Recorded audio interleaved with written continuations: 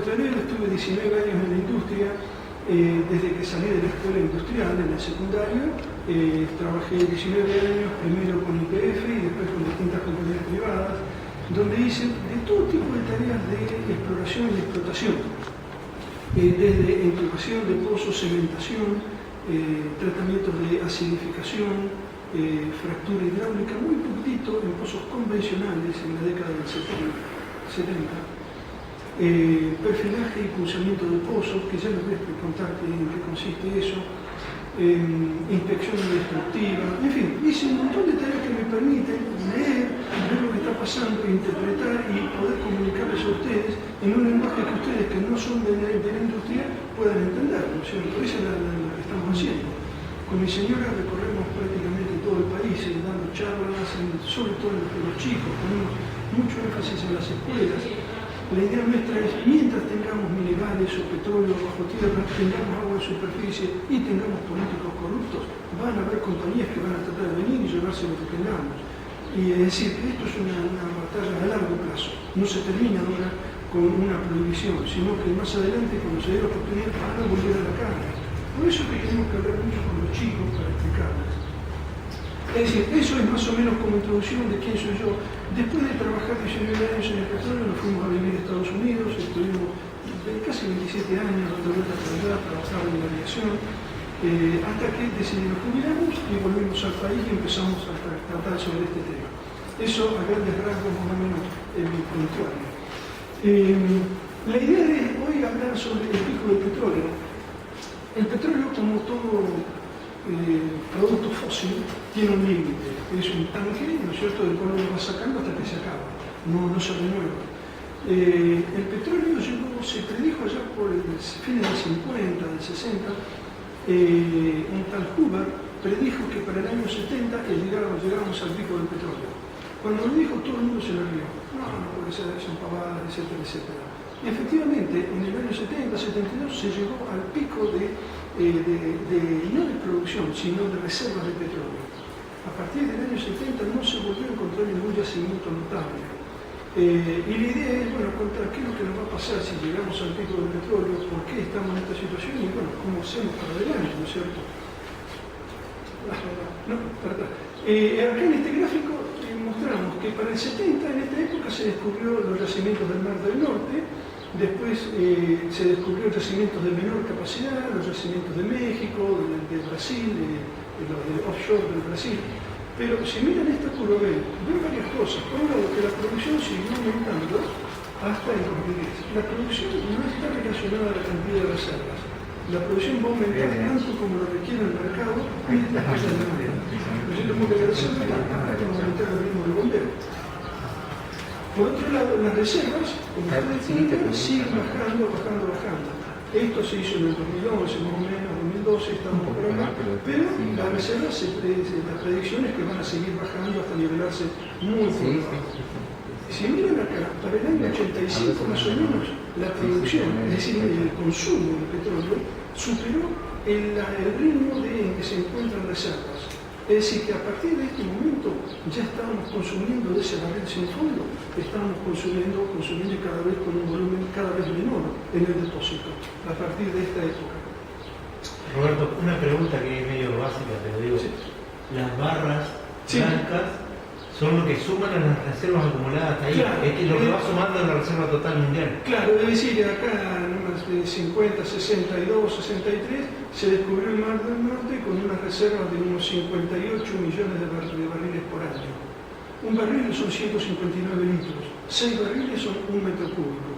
Es decir, que si alguien les da datos en barriles, lo multiplican, lo dividen por 6 y obtienen el equivalente al metro cúbico, que es una unidad que nosotros manejamos mejor.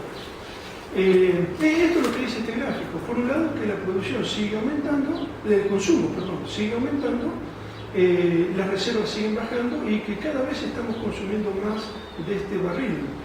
Imagínense ustedes, las reservas caen entre un 4 y un 5% cada año. Cada año 4 o 5% menos de reservas. Por cada 4 o 5 barriles que consumimos se descubre un barril. Es decir, que la diferencia son como 3 o 4 barriles por año menos de reservas que nos quedan en ese gran depósito. Luego usaste una comparación bien clarita. En la primera parte, hasta donde se cruzan las dos líneas, era como si teníamos en el auto, ¿tá?, el tanque, le íbamos poniendo y siempre se mantenía con un grado de reserva lleno. Vamos rellenando el tanque a medida que consumimos. Claro. A partir de ahí empezamos a consumir el tanque y le echamos un chorrito. Claro. O sea, no llegamos a reponer lo que estamos gastando. Claro, pero tengan en cuenta una cosa. Si se consume un 4% de las reservas cada año, al cabo de 3 años consumimos un 12% de las reservas. Un 12% es lo que produce hoy en día la cantidad de petróleo que produce Arabia Saudita. ¿Qué significa esto? Que cada 3 años estamos sacando del total de las reservas la producción equivalente a lo que produce Arabia Saudita. Y Arabia Saudita produce mucho. Es decir, sabemos que si en 3 años acá necesitamos el 12%, en 6 años necesitamos consumimos un cuarto de la producción total. Esta predicción nos dice que en poco tiempo, quizás en 5 o 6 años, vamos a estar en problemas serios. ¿No es cierto? ¿Por qué? Porque la cantidad de reservas no va a alcanzar para mantener el ritmo de consumo que tenemos hoy en día. Y esto, hay un gráfico que les voy a mostrar más adelante, se puede ver muy bien, digamos, cómo va disminuyendo la exportación de los países exportadores, cómo ellos están consumiendo más y exportando menos. Pero lo vamos a ver más adelante. Adelante, Alicia. Fractura hidráulica, rápidamente les cuento, después vamos a los detalles, consiste en inyectar en un pozo agua a gran presión para romper la roca. Esa agua lleva arena, pedacitos de arena en suspensión, de manera de que cuando se saque la presión de las bombas, esas arenas traben y dejen abiertas las fracturas para que pueda circular el gas de vuelta hacia el pozo. ¿No es cierto? Rapidito, como para que estemos todos en línea. En la próxima presentación ya hablamos en detalle acerca de la fractura. Adelante, Alicia. La fractura tiene muchas consecuencias negativas, también de las cuales vamos a expandirnos en la próxima, que hace que sea un proceso que nosotros no queremos tener cerca. Es un recurso yo lo llamaría de emergencia, o un experimento a gran escala, a escala industrial realizado al aire libre. Yo lo llamo la fractura, porque se hace sin conocer las consecuencias a largo plazo, cómo el efecto sinérgico entre los distintos productos químicos, cómo se combinan y qué consecuencias pueden tener. Son cosas totalmente desconocidas, que nadie da una explicación. ¿Por qué? Porque no hubo tiempo para medir y determinar exactamente qué es lo que va a pasar cuando se mezclen distintos componentes con el medio ambiente. ¿No es cierto? Pero de esto, acerca de la fractura, vamos a hablar en un minutito. Lo que vamos a hablar ahora es acerca de la productividad de estos pozos. Cuando ustedes fracturan un pozo, lo que hacen es abrir fracturas dentro de la roca para que el gas que estaba atrapado en una roca impermeable pueda fluir desde la roca hacia el pozo. Lo que extraen es solamente lo que está en la línea de la fractura. Lo que está 1 metro más allá de la línea de fractura no sale porque la roca es impermeable. Entonces, ¿qué significa eso? Que cuando fracturamos, al principio tenemos un gran volumen de petróleo, pero como ese petróleo es limitado a lo que está en la fractura, la producción cae inmediatamente, ¿no es cierto? Y esto es lo que nos muestra el CAI en Estados Unidos. Estos son pozos de gas. Típicamente, en 3 años la producción decae un 84%, ¿no es cierto? Esto es lo que cae típicamente la producción de pozos en promedio en los yacimientos grandes de los Estados Unidos. Y pasa lo mismo con el petróleo. Adelante, Alicia. Esto es en Bakersfield, en North Dakota. La producción decae 69% el primer año, de lo que queda un 39% en el segundo año, de lo que queda un 26% en el tercer año y así siguiendo. Es decir, que vemos que al cabo de 24 meses la producción es la cuarta parte, al cabo de 3 años la producción es un 20% o menos, ¿no es cierto? Es decir, caen en forma dramática. Para mantener el nivel de producción de un yacimiento, supónganse que ustedes perforan ahora en Salto, para mantener un nivel estable, digamos, no sé, por decir un número, 1 millón de barriles por día, por decir un número. La única manera de hacerlo, dado que los pozos declinan tanto, es seguir perforando continuamente. Por ejemplo, en Bakersfield, hay que mantener un nivel de perforación constante. Mientras ustedes sigan perforando, la producción se va a mantener, se va a incrementar. En el momento que ustedes dejen de perforar y mantengan un nivel constante los pozos que no sigan aumentando, la producción empieza a decaer. ¿No es cierto? ¿Por qué? Porque el decaimiento de los pozos hace que uno tenga que seguir perforando continuamente. Para que se den una idea, yo empecé a trabajar en el año 66 en Comodoro Rivadavia. En esa época, desde 1907 hasta que yo dejé de trabajar allá en el 70, en 60 y pico de años, se habían hecho 2.000 pozos en la zona central. Hay más pozos en otro lado, pero en la zona central eran 2.000 pozos. Acá estamos hablando de 1.500 pozos por año solo para mantener la producción. Es una cantidad increíble de pozos. El movimiento de maquinarias, equipos, materiales, es una cosa fuera de toda proporción. Pero esto es lo que hace falta hoy en Estados Unidos y lo que va a hacer falta acá en Uruguay si es que se quiere explotar en los yacimientos no convencionales. Esto es un ejemplo de Vaca Muerta. En Vaca Muerta tienen un pozo que es realmente muy bueno, en Loma La Lata 530. Este pozo es el campeón, una producción increíble, ¿no es cierto? Pero en los que lo siguen son pozos con muy baja productividad. Fíjense ustedes cómo decae la productividad en el resto de los pozos. ¿Esto por qué? Porque el petróleo no está distribuido en forma uniforme sobre todo el yacimiento. Supónganse, digamos, el área de Salto. No es que perforen donde perforen van a sacar la misma producción. El petróleo está distribuido en forma heterogénea, como si fueran bolsones o vetas de petróleo, donde si ustedes se les ocurre perforar ahí y hacer fracking ahí, se pueden encontrar con un pozo de estos. Pero si perforan al lado, quizás se encuentran con un pozo de estos, ¿no es cierto? Entonces la producción de esos pozos es muy heterogénea. Las variaciones son no solo entre un área y otra área, son dentro de una misma área entre pozo y pozo. Y a veces hay variaciones entre zonas de fractura de un mismo pozo. Hacen un pozo acá con múltiples zonas de fractura y una zona produce mucho y la que está al lado produce muy poco. Es decir, son muy variables. Al ser tan variable la productividad de los pozos, uno tiene que cuestionarse la validez del anuncio ese que tenemos petróleo para 120 años. ¿En base a qué está hecho? Si yo no puedo predecir lo que produce un solo pozo, ¿cómo puedo predecir, sin haber perforado ni un solo pozo, cuál va a ser la cantidad de petróleo que yo voy a poder extraer? Eso es lo primero que ustedes tienen que cuestionar al gobierno. Ese es un golazo, un número sin fundamento técnico de ninguna naturaleza. Para que se den una idea, Estados Unidos, vino Obama a decir, acá tenemos petróleo para 100 años. Otro dijo 200 años. Otro dijo 400 años. Cada cual iba exagerando un poquitito más. Y contaban para eso con la producción de California, que California tiene un yacimiento, recursos equivalentes a los recursos que tienen ustedes, muy grandes, absolutamente fabulosos. Bailaban en una pata los americanos cuando supieron que tenían ese tipo de reservas. En base a eso, Obama dijo, tenemos petróleo para 100 años.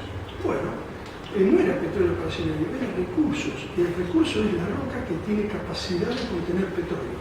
Nada más que eso. No es que tenga petróleo o que sea extraíble.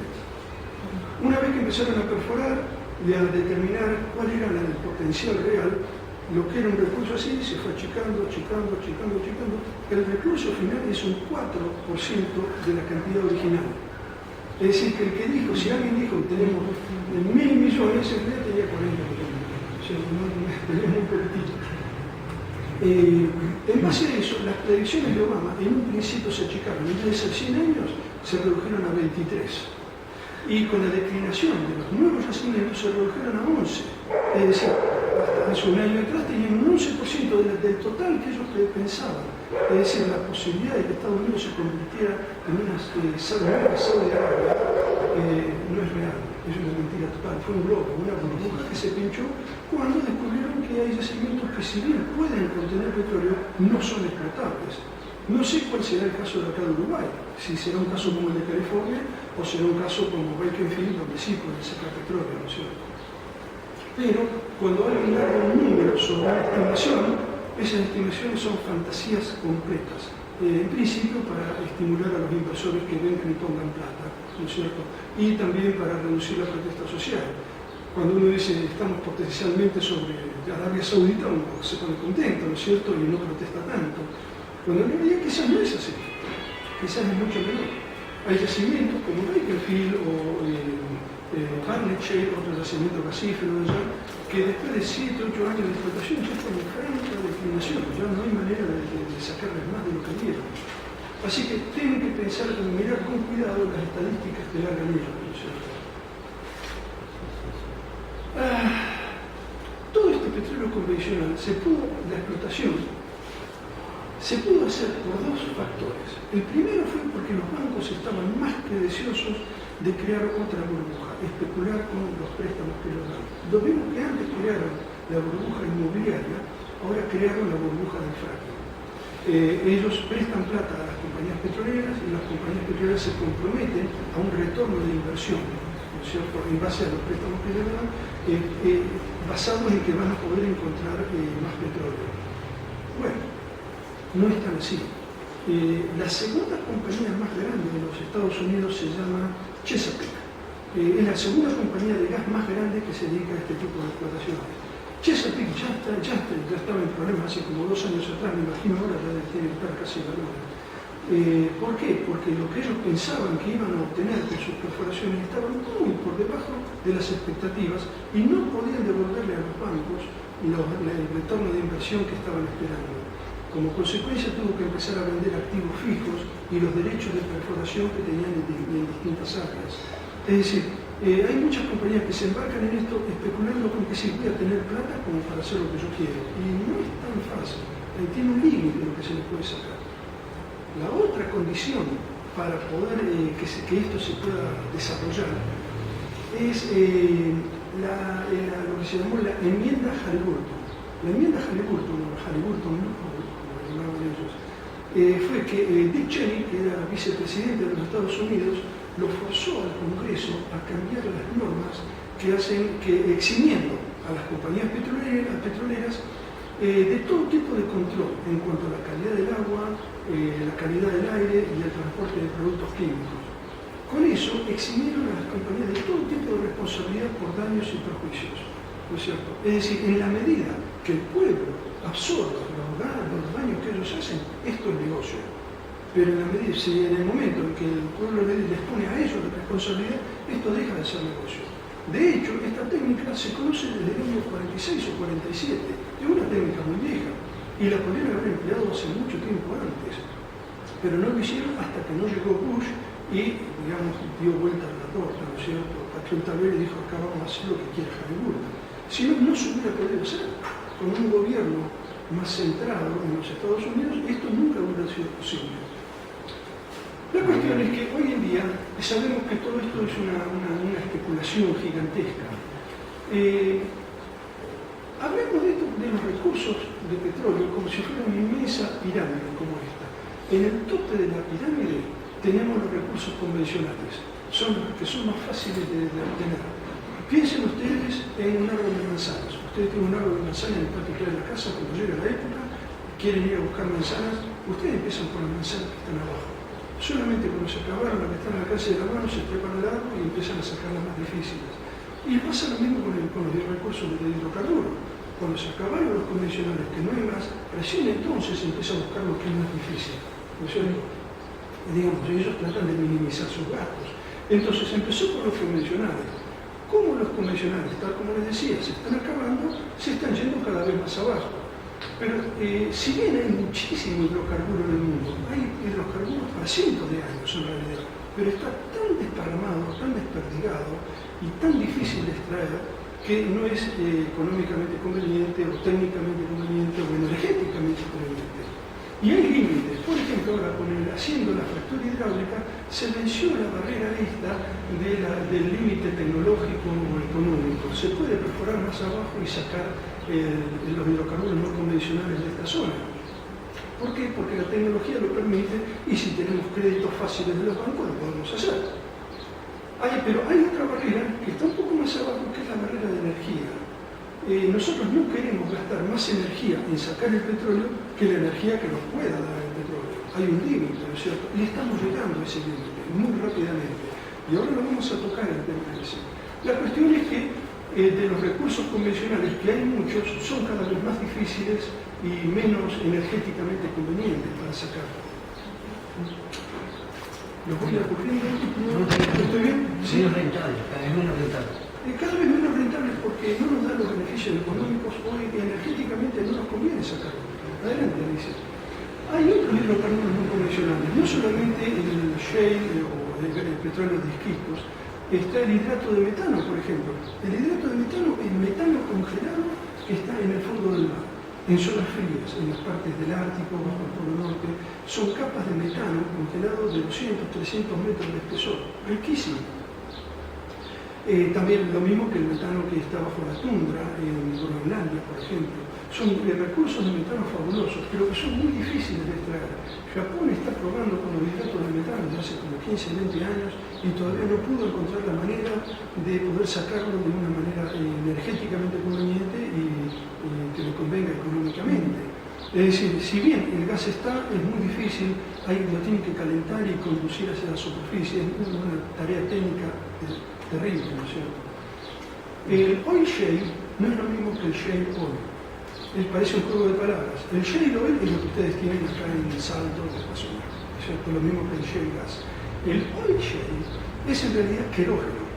El querógeno, cuando ustedes saben, cuando el petróleo se formó, se hizo a partir de inmensas masas vegetales, algas y eso que quedaron en el fondo del mar, que se fueron tapando con capas sedimentarias hasta que la presión y la temperatura allá abajo los convirtió en petróleo.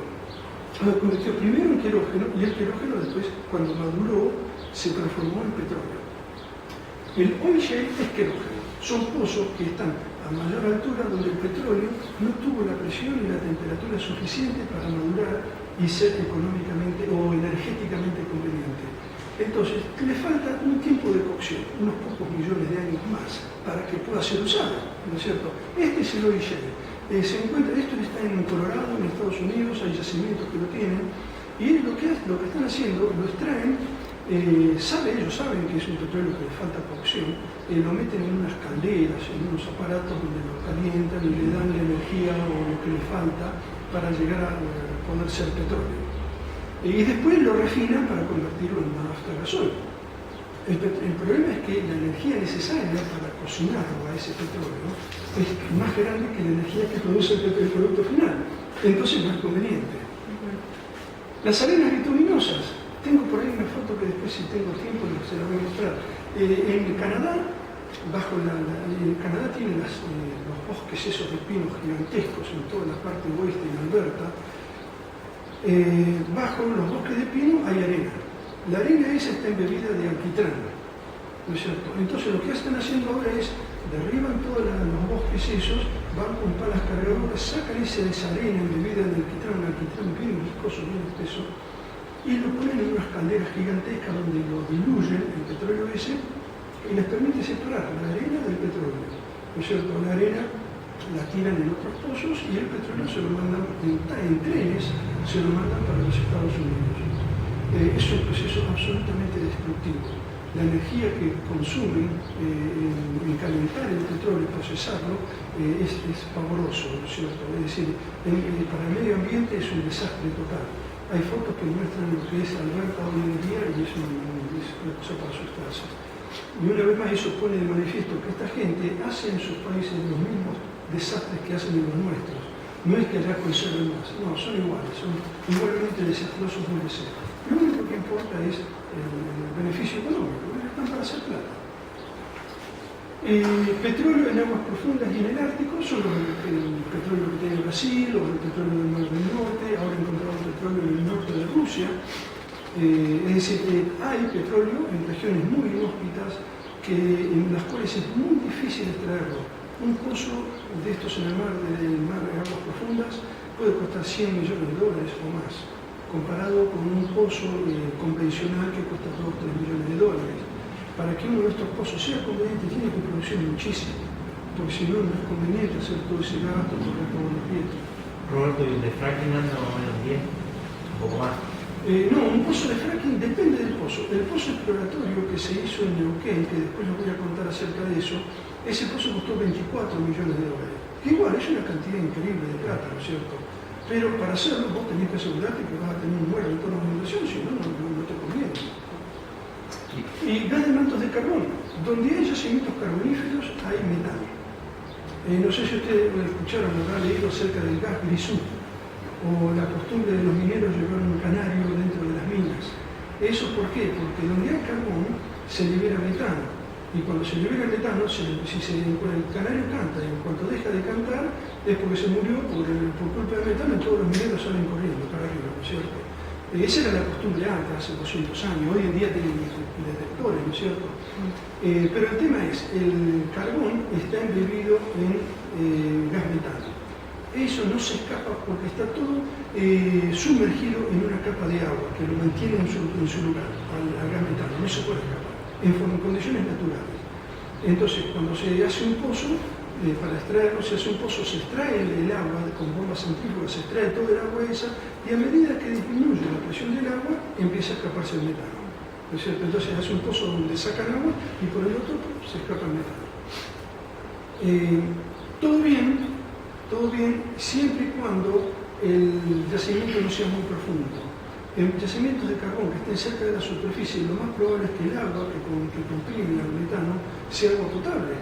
¿No es cierto? Entonces con filtrarla ya se puede volver a reusar o inyectarla donde sea. Pero si el carbón está un poco profundo, el agua es salobre, ya no se puede volver a usar, es agua irrecuperable.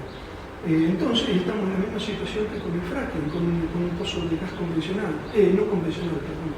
Es un agua que cuando la tenemos en la superficie es un volumen que no sabemos cómo hacer para esconderlo bajo la alfombra. Es decir, tiene sus problemas.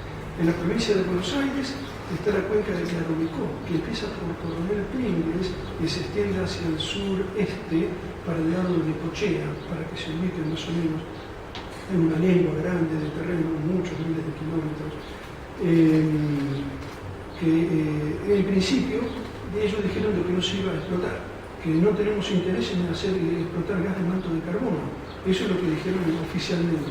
Sin embargo, ahora está el gobernador de la provincia de Buenos Aires tratando de licitar áreas o concesionar áreas para la explotación de este gas. Es decir, si ustedes tienen potencial de tener gas de manto de carbono, eventualmente alguno va a venir con la idea brillante de que sí lo podemos extraer. Uno de los problemas del gas de manto de carbono es, a medida que yo saco el agua que está comprimiendo el carbón, eso hace que las capas acuíferas, las capas freáticas, vayan perdiendo altura, se vayan cada vez más abajo. Es decir, que si hay una persona que tiene un tambo y saca agua del pozo para las vacas, lo más probable es que poco a poco el pozo se le seque y tenga que poner de su bolsillo plata para profundizarlo.